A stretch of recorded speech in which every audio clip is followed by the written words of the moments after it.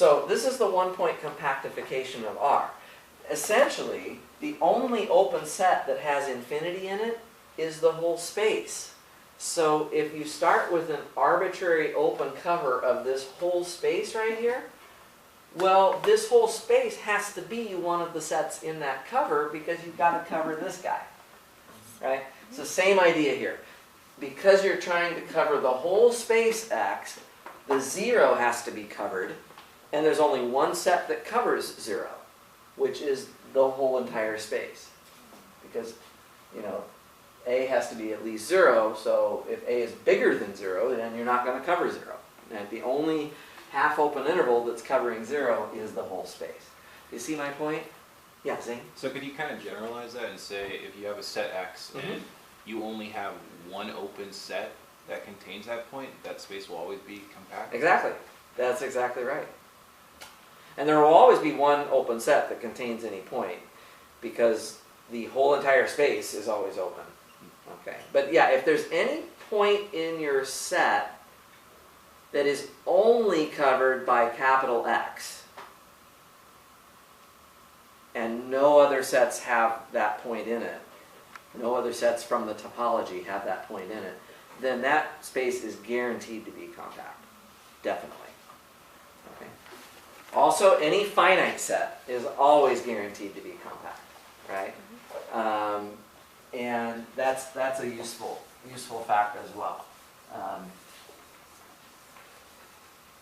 And finite unions of compact sets. You guys proved that. Finite unions of compact sets are always compact. Intersections, though, not true, right? Remember, we basically said, here's a compact set, here's a compact set. Same reasoning, the one-point compactification of each of them, but the intersection was not compact, right? It was not compact. The real numbers are definitely not compact with the absolute value metric because they're not bounded.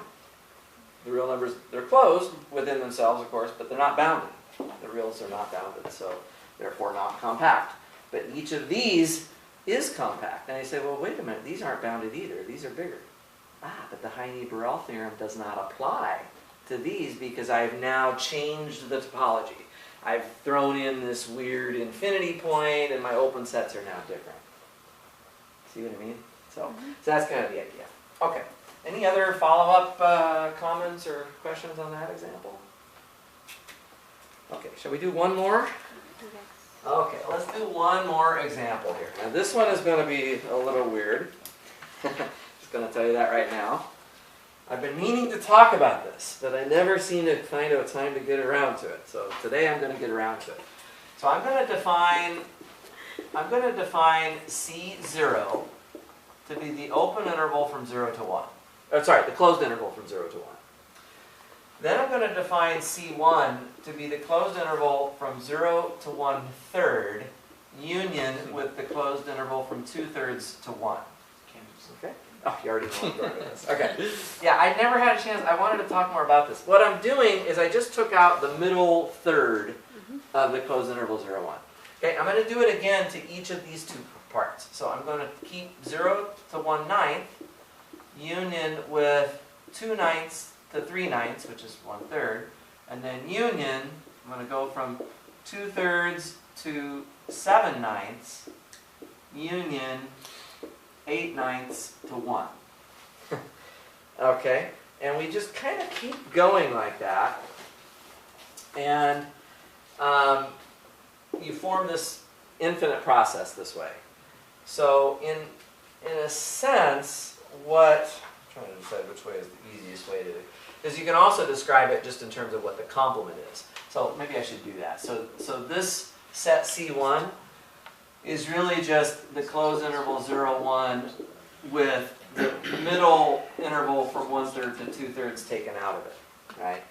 And the second set is the closed interval 0, 1 with 3 open intervals removed. So 1/9 to 2/9, and then 5/9. Did I make a mistake here? No, I'm okay. So minus 1/9 to 2/9, minus 1/3 to 2/3, minus 7/9 to 8/9. Okay, so you keep doing that, right? So you keep subtracting these open intervals from the space. All right, so you keep going like that, and then the Cantor set is actually the intersection of all of these. You like do this forever.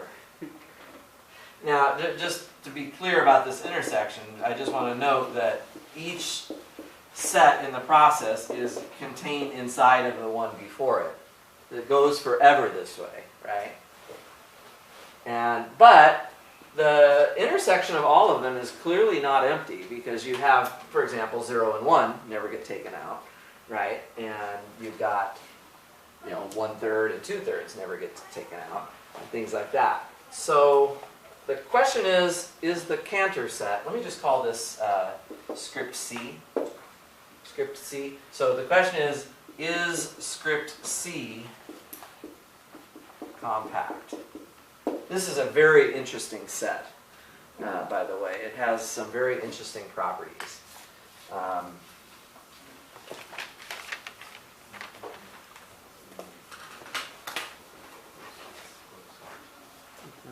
I actually sometimes like to understand this by drawing pictures.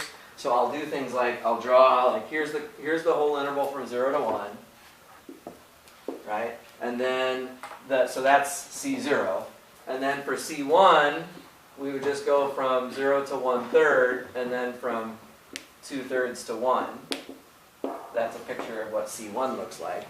And then C2 would have the middle third of that plus the middle third of that, and then the middle third of that, and then the middle third of that. This is C2, and this is going to be all of these endpoints here: 1/9, 2/9, 3/9, and then 6/9, and 7/9, 8/9, and 1. So it looks like that. And you just keep going like that. You're just intersecting as you go. So the sets are getting smaller as you go along. Okay. Okay, so my question is that Cantor set compact? I just got done saying that the intersection of compact sets is not necessarily compact. So yeah, this is as a subset of R using the absolute value metric. Okay, so let me give everybody a second. I think you guys know, but I want to have everybody think about it. Yannick, what do you think? No. You don't think it is? Okay, what's the problem? Yeah, it doesn't make any sense. Yeah, it goes on forever, right? It just keep going forever and ever and ever and ever. But why does that mean it's not compact? Can you give me a little more? There's no finite subcover. So what's your open cover you want to start with? So you have to start with an open cover that has no finite subcover. If you're going to disprove it from the definition, you'd have to give me an open cover of the Cantor set that would have no finite subcover.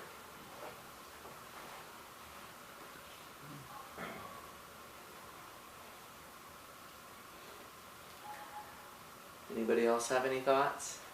Then? So it's not bounded. It's not bounded? Yeah. It's not. Definitely is. It is bounded. I can take some giant, I just take a start, here's 0, right? I'm just going to take an interval of radius, 2, going this way, radius 2 going this way, right? I don't know exactly where the Cantor set is, but it's definitely inside of, the closed interval 0, 1. It's a subset of 0, 1, which is already bounded. By the way, a subset of a bounded set will always be bounded. I'm thinking that if we keep doing that process, then at the end we're gonna have like singletons, and it could be like an infinite. An infinite number of singletons? Yeah.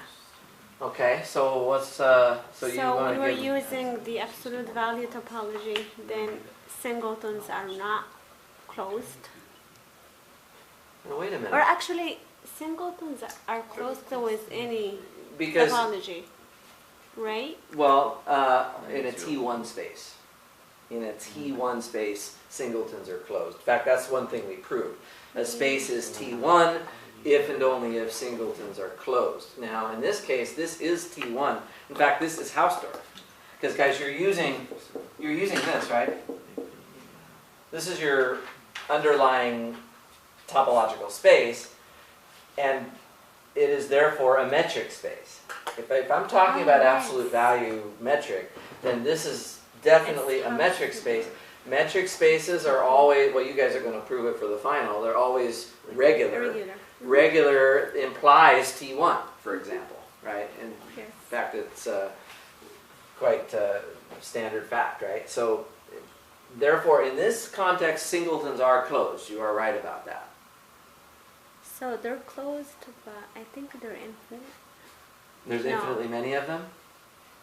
Yeah? Each CN